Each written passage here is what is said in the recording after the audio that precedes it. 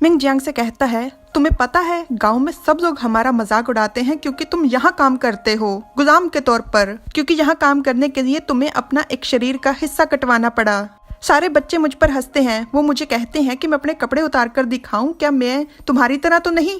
कोई भी फेंग शलाई का मजाक नहीं उड़ाता, जबकि उसने अपने 2 बच्चे बेच दिए। पर सब लोग हमारा मजाक उड़ाते हैं। पेंग, तुम संतरी क्यों बने? यही काम क्यों? रही बात पिताजी की, जब से तुम गए वो हमेशा तुम्हारे वापस लौटने का इंतजार करते हैं। दवाइयों की टोकरी ने कहा कि पिताजी की चोट का इस तरह से दोबारा से उठने का कारण उनका बहुत ज्यादा चिंता करना है।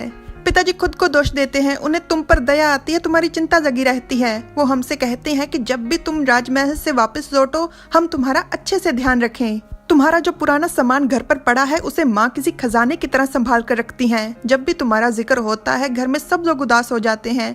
हमारे बड़े भाई भी खुद को दोष देते हैं, उन्हें भी तुम्हारे यहाँ काम करने का बहुत ज्यादा दुख है। मिंग रोने लग जाता है और जियांग उसे कसकर गले लगा लेता है, पर मिंग अभी भी बात दोहरा रहा था कि जियांग ये काम छोड़ दे और उन लोगों के साथ घर वापस चले।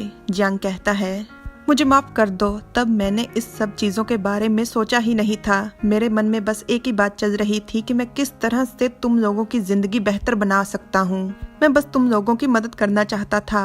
अगली बार जब भी कोई तुम पर हंसेगा तो उनसे कह देना, मेरे भाई में एक कमी है भी तो क्या हो गया? मेरा भाई कोई चोर, डाकू या ठग तो नहीं। चाहे कुछ हो जाए, मेरा भाई फिर भी तुम लोगों से 100 दर्जे बेहतर है। उसके मुकाबले में तुम लोग नामर्द हो। मिंग रोते हुए कहता है, मुझे माफ कर दो, मैं तुम्हें कोई इल्जाम नहीं लगा रहा, बस।